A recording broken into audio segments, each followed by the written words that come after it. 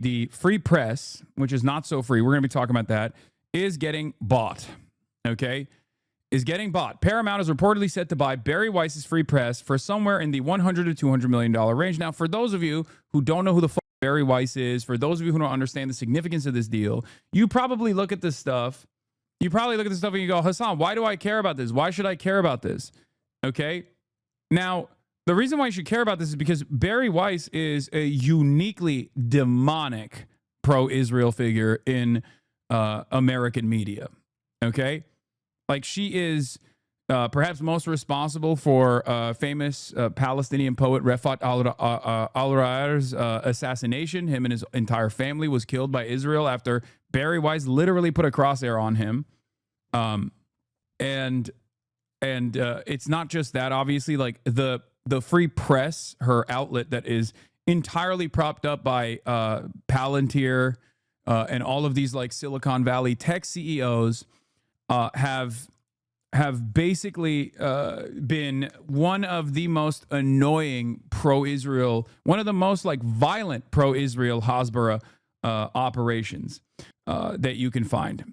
And it's interesting because, like, obviously there's an unlimited faucet of pro-Israel commentary all around, and yet the Free Press still somehow achieves new lengths. Now, what's interesting about this is that the Free Press has 335,000 subscribers on YouTube, right?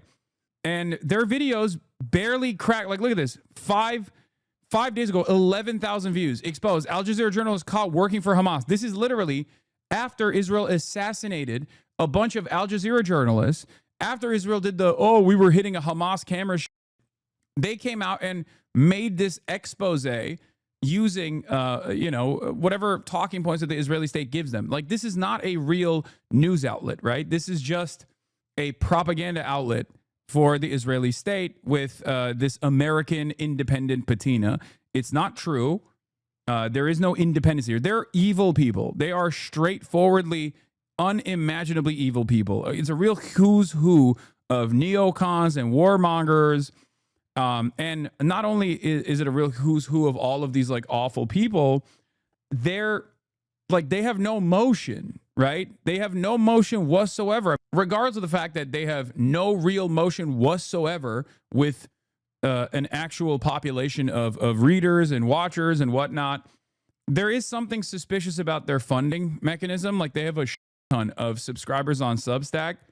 But in any case, CBS is now going to be basically controlled by Barry Weiss. That's right. Barry Weiss, whose career trajectory started off as a beacon of like failing upwards for basically sucking up to Israel and being an Omega Zionist, has now finally reached a new level in her career. Here's Brendan Carrot. Barry Weiss is such an interesting character because she basically is the worst person who has ever done her chosen job. Even ignoring all the obvious Israeli shilling, she basically tried to get fired until a prestigious national newspaper let her do this. So one of the things that she tried to do early on was like get in on the cancel culture grift. She got a job.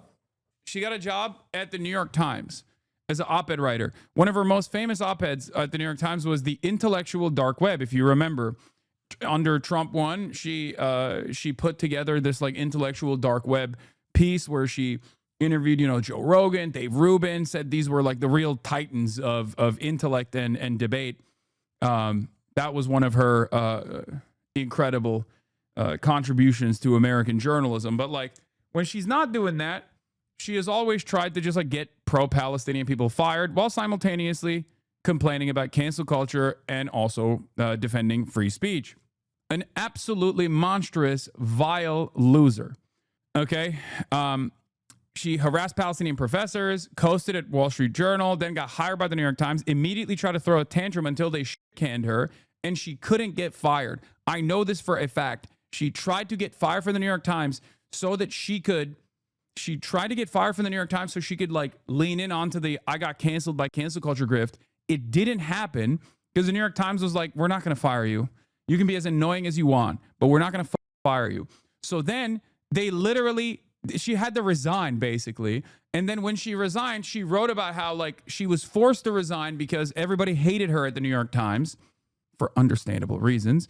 Then she moved on to Substack. She started the fake unaccredited institution, the University of Austin. Okay. And if you're wondering, like, how can such a massive failure constantly keep failing upwards? It's because she was propped up. She was propped up by Peter Thiel and a bunch of other billionaires openly. It's not even a secret. There's a reason why, like, there aren't 60 Minutes segments on Full Sail University, right? Or Phoenix University, but there was a full-blown positive news piece, a puff piece on her unaccredited institution that was supposed to be combating woke. Okay? Another one of these guys that's like, I hate woke, I hate cancel culture, except I love doing cancel culture and I love being woke when it comes to the apartheid state that's doing a genocide. Okay? Brendan says the M. Night Shyamalan of writers, but for reasons unknown, she's now worth millions. If you're fortunate enough to have never read anything she's burped out, here's the most succinct description of her life's work. Imagine meeting your dumpy extended relative who went on birthright and mysteriously makes $500,000 at a consultancy firm run by a guy called Bip Shlololo. And what's interesting about this is that regardless of a sequence of L's that normally would absolutely destroy someone's career like this if there was any sort of real meritocracy. Also, here's another Free Press writer, Sasha Seinfeld. She also writes for the Free Press, writer and junior editor. Anyway, Jerry Seinfeld's daughter. For those of you who don't know, how does CBS come into the fold? Well, as I covered before, there is a merger that took place between CBS and Paramount. Okay? Paramount Global was the parent company that included the CBS television network and CBS News until it was acquired by Skydance Media in a merger that closed on August 7, 2025. Okay? Sorry, Paramount was the owner of CBS television network. Okay? And the owner of Paramount turned around and after October 7, very clearly, very deliberately, very openly stated, I'm finally going to sell CBS because 60 Minutes is not sufficiently pro-Israel.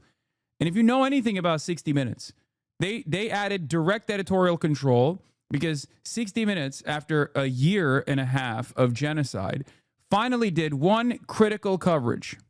Okay? One piece of critical coverage on America's involvement with Israel's genocide. They didn't even call it a genocide at the time. They just said America's bombs are being used, and Israel's using them on children. Okay, this was a bridge too far. They immediately sent in an outsider to do editorial control to make sure that this never happens again. A lot of people actually quit 60 Minutes. But this was a post-October 7. For the Redstones, this was too much, okay? And these guys are so unimaginably wealthy. For them, this is simply, for them, owning CBS is just like another thing that, billionaires have, right? But the reason why he openly sold it, the reason why the reason why CBS was openly sold was specifically because the owner decided it is not sufficiently pro-Israel. This is like by their own admission, okay? By their own admission. Now confirmed that this episode led 60 Minutes to be stripped of its editorial independence and led to the selling of CBS to David Ellison, who now plans to merge the company with Barry Weiss and the Free Press. Sherry Redstone hoped Trump's 60 Minutes suit would root out anti-Israel bias at CBS News, and she sold Paramount partly over October 7. She openly stated it, okay? Redstone told The Times that for years she had resisted entreaties from potential suitors eager to buy Paramount. What pushed her to finally agree to sell the family business was October 7 massacre of an estimated 1,200 Israelis. Once that happened, I wanted out, she told The Times. I wanted to support Israel and address issues around anti-Semitism and racism. She told The Times that her breaking point came just days before she withdrew from settlement talks with Trump in January this year. CBS aired a 60-minute segment featuring State Department officials who quit over America's support for Israel's Gaza war, a piece that the American Jewish Committee blasted as shockingly one-sided, lacked factual accuracy, and relied heavily on misguided information. Redstone wasn't alone in her concerns. Days after the segment aired, George Cheeks, who oversees CBS, shared Redstone's dismay about the Gaza episode and soon appointed veteran producer Susan Zirinsky as an executive editor to review 60 Minutes segments, stripping the show of its traditional independence from corporate interference. In April, the longtime executive producer of 60 Minutes, Bill Owens, departed after Zirinsky's appointment undermined his autonomy. Okay? Isn't that crazy? Like, straight up, Billionaires just openly saying, like, look, I own a whole ass news organization, and this news organization that I own is not sufficiently pro-Israel. This is like designed. This is like an anti-Semite's wet dream, okay? And they're saying it in broad daylight. Like they're not even like trying to hide it. They're just openly being like, nope, I do not like that my own media outlet that I own is not abiding by my wishes, abiding by my own personal standards, and it needs to go away. So basically, ultimately, Redstone is now is selling this property, or sold this property. It's not enough to get free weapons and political cover to carry out the genocide. Israel and its backers in the U.S. must also destroy any institution, no matter how long it's operated, like 60 Minutes here, that dares to moderately criticize the project once. And now Barry Weiss, who I just described to you as a charlatan, a hack, someone who's like written extensively on myself as well, is getting a $200 million deal. With Paramount securely in his pocket, David Ellison is on the verge of acquiring Barry Weiss's The Free Press and tossing her the keys to CBS News. The deal is on the 1 yard line, I am told. Isn't that crazy? David Ellison, who is, of course, the son of Larry Ellison, okay? The son of multi-billionaire and Oracle Corporation co-founder Larry Ellison, who was propped up by the CIA, okay? His son is a film producer and a multi-billionaire and himself, or billionaire himself, who is a media mogul, bought CBS from another billionaire to specifically make it more pro-Israel openly.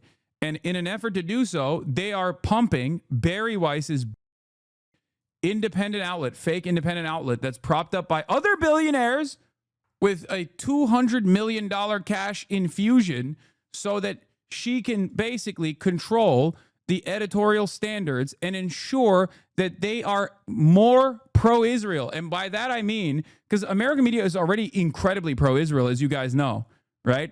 But the reason why this is incredibly damaging to public discourse is because when Barry Weiss takes over the keys for CBS, she's going to make CBS pump out insane genocide denial, like more so than just like, key omissions and many other tricks that mainstream editors deploy when covering the issue of Israel, right?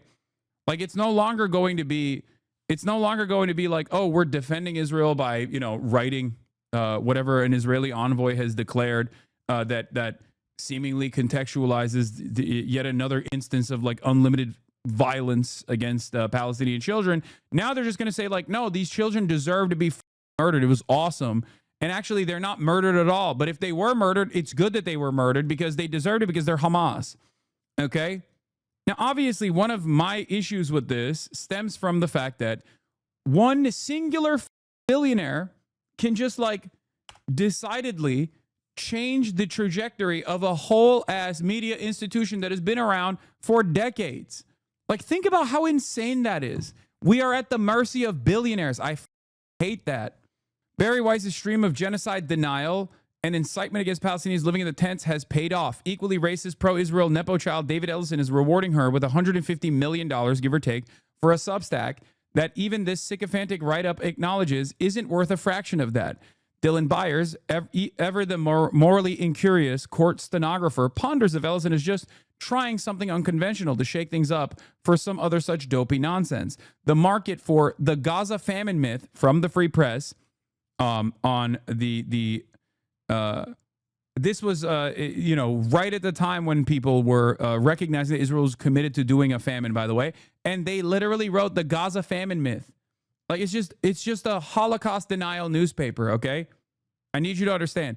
The American public overall has a lot of unsavory taste, clearly, but I can assure buyers that Joe Six-Pack Media consumer is not chomping at the bit for 60-minute segments on why nonstop images of maimed toddlers emanating from Gaza are actually not that big of a deal. A bunch of pro-Israel billionaire lunatics trying to directly do unlimited pro-Israel propaganda beyond what you have already seen from mainstream media. It is crazy to me. And they're not even hiding it. They're just saying it out loud.